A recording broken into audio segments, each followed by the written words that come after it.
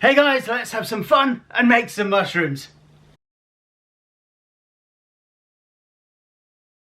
This video came off the back of last week's video where I was foraging for real mushrooms in the woods, and at the start of that video I scanned across some of the little mushrooms made of wood that I've knocked up over the years, and I was quite surprised at how many people got in touch and asked me how I made these little wooden mushrooms.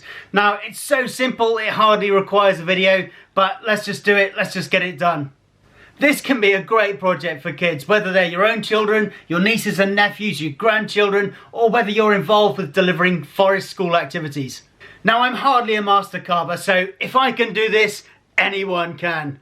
Making these up is actually quite good fun, and it keeps my hands busy whether I'm sat next to a campfire in the woods or sat next to the Aga in the kitchen. What do you need to make this happen? A sharp knife or a pen knife is essential, preferably a saw. The knife that I carry's got a saw blade integrated, and a piece of stick. Now remember, you are far more likely to cut or injure yourself with a blunt knife than you are a sharp one. So it's really important to keep your knives, your blades, in a good workable condition in the field. There are loads of ways of doing that. I carry one of these pocket sharpeners. I'll drop a link in the description. And before we go any further, just a quick word on safety. I've got to put the caveat in there.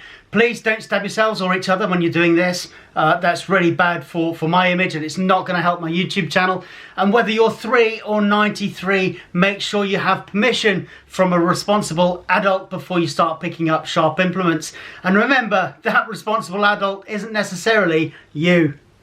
A quick word on responsibility and sustainability. Please don't be cutting off entire branches or harvesting entire saplings just to make a bloody mushroom. That's one sure way to stay off my Christmas card list.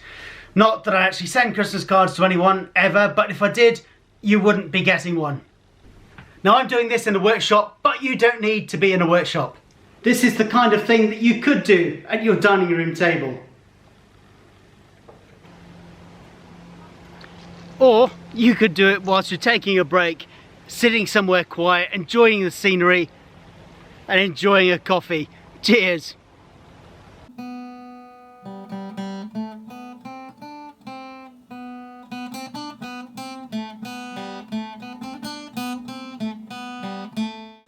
Aside from the tools, you also need a piece of stick. It doesn't have to be massive, it can be quite small. I tend to use garden offcuts when I've been pruning trees. I nag neighbours and friends for the same. I keep an eye open for park keepers or farmers trimming bushes and hedges. Or the other thing that I use are little offcuts from where I've trimmed a walking stick that I've made. The size and shape of these things can vary tremendously. I've made this thing long and thin. I've made this tiny little one from a piece of apple tree. You see guys at country fairs carving these using chainsaws from entire tree stumps. I'll get you going. Where you go from there is entirely up to you. For demonstration purposes today, I'm using this short length of holly. I got this when I saw a power company trimming holly bushes underneath power lines. All I did was ask, and they let me take what I wanted. As I said, there are no rules on size, so I'm going to trim this one down to about 2.5 inches, 5-6 centimetres.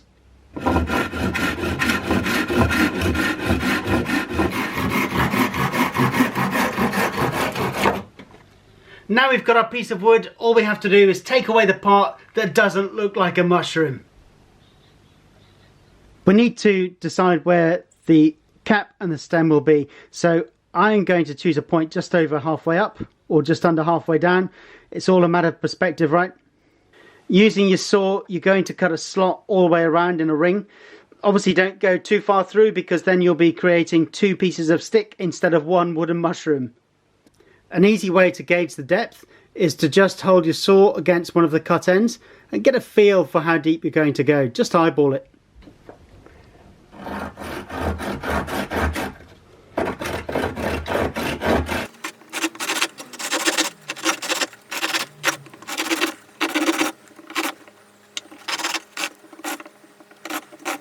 As you're making the cut, the slot, you can just check as you go to make sure that you're not going too far through, but you're going far enough to create a differentiating line.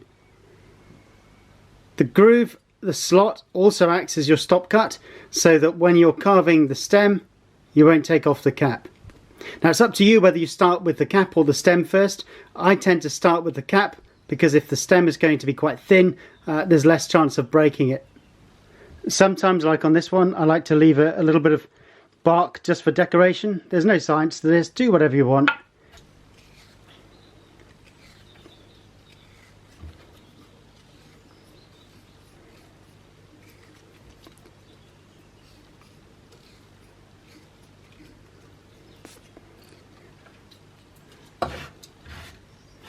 And I've got it around the top, around the cap. Like I said, I'm no master carver. There are plenty of videos on YouTube about how to carve better than me and safely. As you go, just keep checking, make sure you're getting the shape that you want to get. I'm going to go towards a thinner top, I think.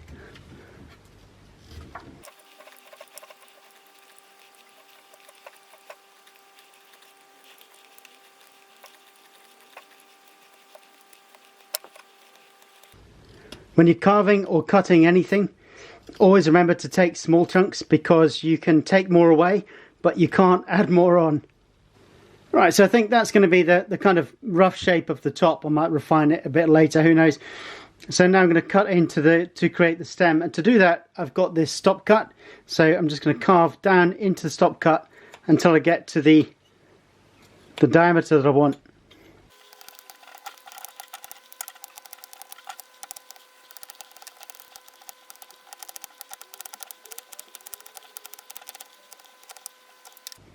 I think I'll keep the base kind of stubby on this one.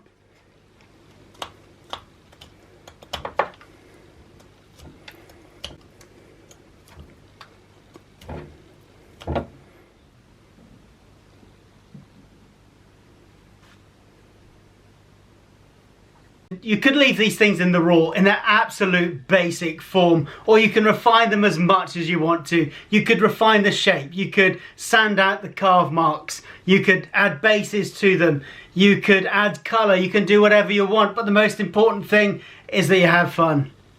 I have been asked what I do with all these little mushrooms and things that I carve, and I must admit I don't normally bring them home. Sometimes, like with this lot, I'll find one loitering in a jacket pocket when I get back from a trip out, and they do end up in the workshop. But normally I try and leave them out. I leave them on gate posts, on walls, on tree stumps, whatever, in the hope that other people enjoy seeing them and maybe even take them home. And that has happened. I used to spend hours in the woods with my dogs Charlie and Digit, and quite often as they played I'd find myself carving a little wooden mushroom, and on my way home I'd leave it on a wall outside of the village and they would always disappear. And eventually someone posted on the local Facebook page, the village Facebook page, about their growing collection of wooden mushrooms, which I thought was pretty cool. This is a great little project and it's stupidly simple, but kids in particular love it, probably because they get to use a knife. On the note of getting kids active outdoors, why not buy them a copy of my book? Or even better, buy them a copy of each of my books. I'll drop links in the description below. Right, that's me done, and thank you so much for tuning in to watch this video. Please give the video a thumbs up, subscribe to the channel wherever the button happens to be. Share the video with your friends. Be good, be brilliant, be awesome, and remember, if I can help you in any way, get in touch, let's have a conversation and make good stuff happen. See ya.